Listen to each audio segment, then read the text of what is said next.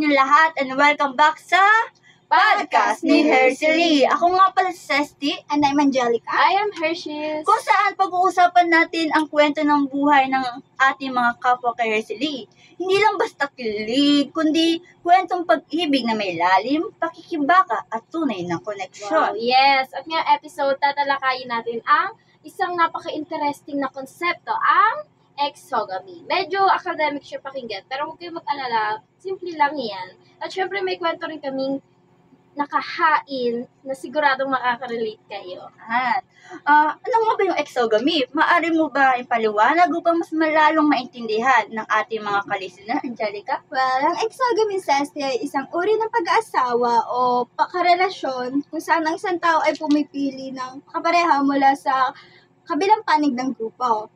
Maaari itong ay lahi, relihiyon, tribo, o social class. Yun pala yun. Totoo, at isa sa pinakakaraniwang halimbawa nito ay ang relasyon sa dalawang tao magkaibang reliyon. Dito madalas mapapasok ang tanong, paano kung di kayo pareho ng pananampalataya?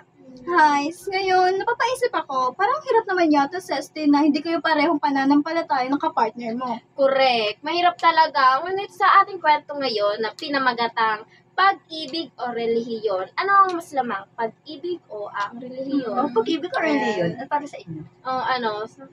Pag-ibig. Pag-ibig. Feel ko, both naman, may Yes. pero hindi natin masasabi. Yeah. Well, eto na, welcome sa makabuluhang episode ng Hershey Podcast, kung saan pag-uusapan natin kwento ng isang babae na pinangalanan na Michelle, na dumaan sa pag-ibig, sakripisyo, at hamon sa magkaiba nilang paniniwala. Kwento ito ng pagmamahal na sinubok ng relihiyon at pamilya.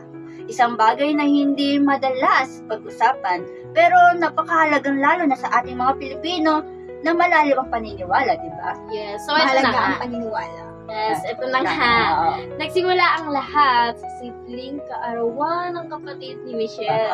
Doon niya unang nakita si Bangelo.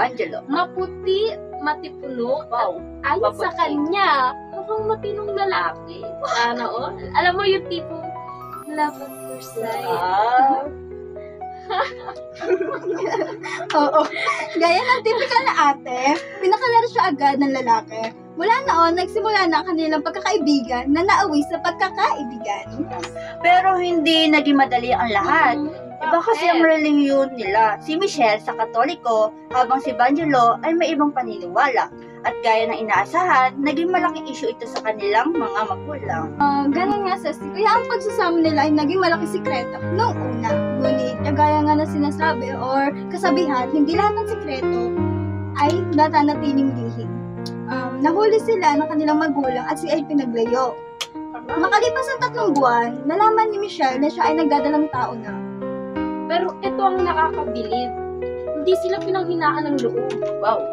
Sa halip na pumili ng isa sa kanilang relihiyon, ang pinili nilang igalang ang paniniwala ng isa't isa. Kinasal sila sa West, na tinatawag na kung saan kakasal ka sa may judge. Ganon. Kasi, syempre, wala sila. Pag nagpanig ka daw kasi sa, nagkasal kayo sa altar ng Katoliko, ibig sabihin, tinanggap mo ng Katoliko. At sa huli daw, tinanggap din sila ng kanilang pamilya. Well, ang tanong natin ngayon, paano kapag may anak na? Kasi ngayon, lumalaki na ang mga anak nila. Nagsisimula na magtanong, ano pa bang relihiyon ko, mama? Grabe, ang bigat nun. Bilang magulang, lalo na kung may mga lolo at lola kang na-aktibo na Yes. nagtuturo ng sarili ng Yun paniniwala. talaga. Tama, hindi masamang ipaliwanag sa mga bata na may pagkakaiba ang paniniwala ng bawat isa. Pero kailangan din ng gabay. Hindi para pilitin sila, kundi para tulungan silang maunawaan ang respeto, paniniwala, at pagkakaisa sa gitna ng pagkakaiba. Wow. So, kung tatanungin natin si Michelle, anong pwede nating maipayo? Para sa akin, mahalaga na mag-usap silang bilang mag-asawa at gumawa ng plano sa pagpapalaki ng mga anak nila pagdating sa pananampalataya. Pwedeng i-introduce ang parehong panig, pero dapat malinaw sa mga bata na sila ang pipili. Hindi dahil napilitan, kundi dahil naunawaan talaga nila. Yes, ako naman, communication is the key, sabi nga, di ba? Hindi lang sa mga anak, kundi pati sa extended family. Importante na hindi pinipilit ang mga bata na kumaki. Dagdag ko lang, turuan natin silang magtanong or magsaliksik. Kaya nga may Google or what, para i-search na lang nila doon kung ano ba talagang relihiyon ang dapat sa kanila. Oo. Since confused kasi sila kung anong relihiyon nila, pwede naman silang mag-Google na lang. May Since- iba-iba kasing relihiyon kasi tayo. Yeah. Mm. Since uso din naman ngayon sa mga bata, yung mga ganan, madami ng kabataan ngayon ang nag-ano. Yes. Ipakita din natin ang respeto ay nangangahulugan ng hindi pagsuko, Wow. kundi ng Oo, pag-unawa. Kayo ba, sa Hershey's, naniniwala ba kayo na wala sa relihiyon o tradisyon ang tama. pagmamahalan? Para sa akin, okay lang kung wala sa relihiyon o tradisyon. Ang pagmamahal kasi sa dulo, hindi naman yun ang basihan kung totoo yung nararamdaman mo sa isang tao. Basta mahal mo, di ba? Di basta may respeto kayo sa relihiyon ng bawat isa, hindi mahirapan. Yes. May paggalang sa isa't isa. Para sa akin as Katoliko, Ah. ayos lang naman sa akin. Kasi sa pamilya namin, wala namang sa relihiyon pagdating sa pag-ibig.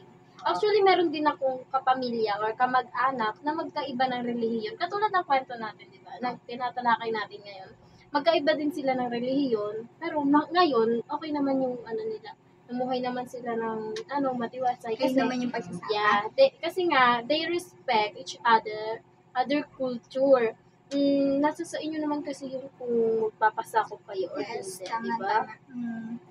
Para sa akin din since para-parehas naman tayong agree dito, Yes. naniniwala rin naman ako na hindi sa relihiyong binibase ang pagmamahalan or di kaya sa tradisyon. Ang mahalaga ay respeto. Respeto, tiwala, tunay na pag-unawa sa partner nyo or sa isa't isa nyo. Kahit magkaiba kayo ng paniniwala o kinalakihan, kung mahal nyo naman talaga kasi ang isa't isa or totoo kayo sa isa't isa, makakahanap kayo ng paraan para magkasama pa rin kayo kasi lahat naman may solusyon. Napakaganda talaga ng sinabi nyo.